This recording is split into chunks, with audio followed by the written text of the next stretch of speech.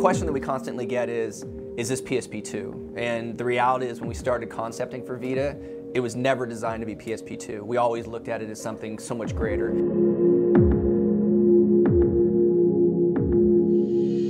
So early on, we were able to feel emotionally invested in this hardware. The earliest form of Vita was really interesting because in my 20-some years of game development, never had the experience of getting to work with the hardware manufacturers. One of the great things that Shu Yoshida brings as president of Worldwide Studios is this relationship with SCEI. And so he has influenced them to include all of Worldwide Studios heavily in the early hardware development.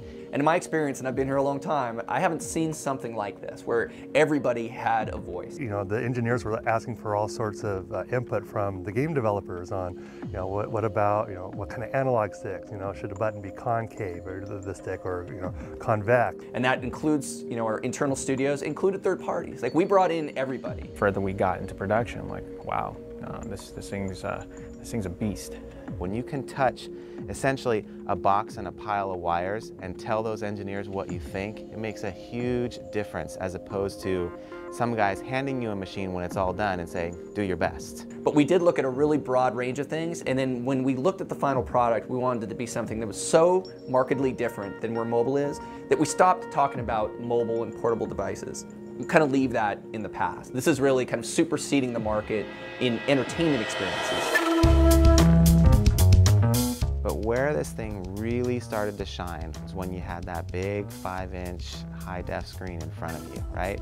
Then you realized, okay. Our partners AT&T, and got just a dump of wealth of learnings from them on you know, touch devices that they previously have worked on, and to really understand what the consumer wants when they have a touch panel. We're blown away by the beauty of the OLED screen. I mean, it's absolutely a gorgeous experience. And what it does is it's probably the closest to a PS3 visual experience that you're gonna ever be able to find on any handheld. First time we saw the screen, it was like, wow, it's so vibrant. Screen is just a gorgeous OLED screen, and it's just fun to look at anything on that screen. The size of the screen, it's really big enough to immerse you in the game, whereas you can't get that with, you know, a phone or something like that. So it really kind of is big enough to cross that boundary from I'm immersed in the game to I'm just, you know, tapping on something. Ergonomically, it's just more comfortable to hold something where you're not. It's nice to have something that's a little more substantial to hold on to. Your hands aren't compressed, you don't have cramps, it feels good. And the weight of it, it's not too heavy, it's not too light.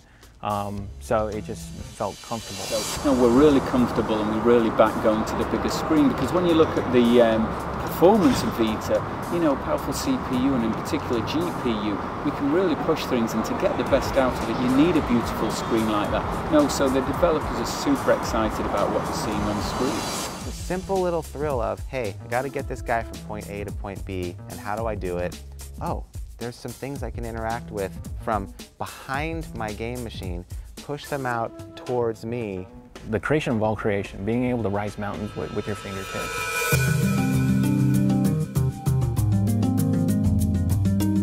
Every single gamer and producer in our whole organization just screamed and stomped their feet and said, two sticks, until we got it, right? Yeah, I mean, the dual analog sticks, especially for a first-person shooter, are huge. I mean, you can't overstate it. From the very beginning, this was designed as a first-person shooter-esque platform. The dual analogs, the big screen, it's a games player's machine. The perfect decision for a handheld, really. I mean, who doesn't want to play Uncharted or Call of Duty on a handheld? I mean, I want to sit there and just play away with it. That you get to play, you know, incredible games on it.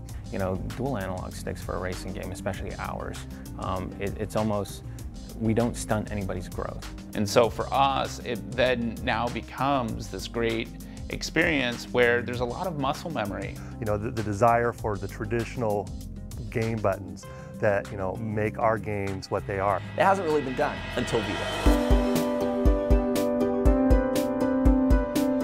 I think the Wi-Fi 3G component allows us to do something that we haven't taken full advantage of before. Things like the near functionality on Vita, to be able to drop a digital gift, and if anyone else comes through that same general area with a Vita and they're looking for gifts via near, like, hey, someone that was playing Mod Nation Racers or Uncharted dropped a digital gift. You always have a connection to what's going on with other people that are playing, and it just kind of reminds you that the game is there. You know, you can see your friend just started playing a match, and you can like, okay, I'm going to go and jump into that match. But it's also a good tool for socialization. So when you see that people have downloaded your creations, okay, well that's exciting, and it can help foster the community. It just helps that communication and collaboration.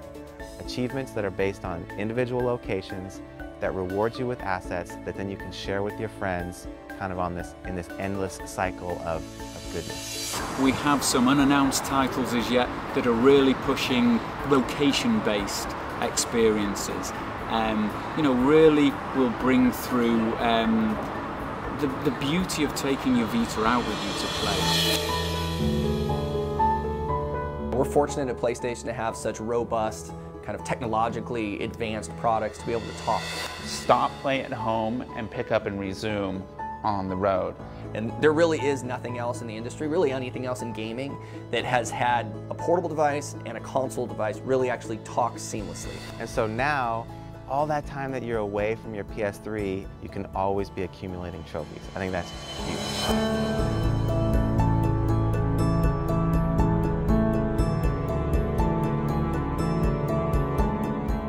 Again, the thing is so packed with so many different features, there's almost nothing that didn't make it in. You know, really, it is kind of a do-everything device. It makes all the sense in the world, and it's all about the game.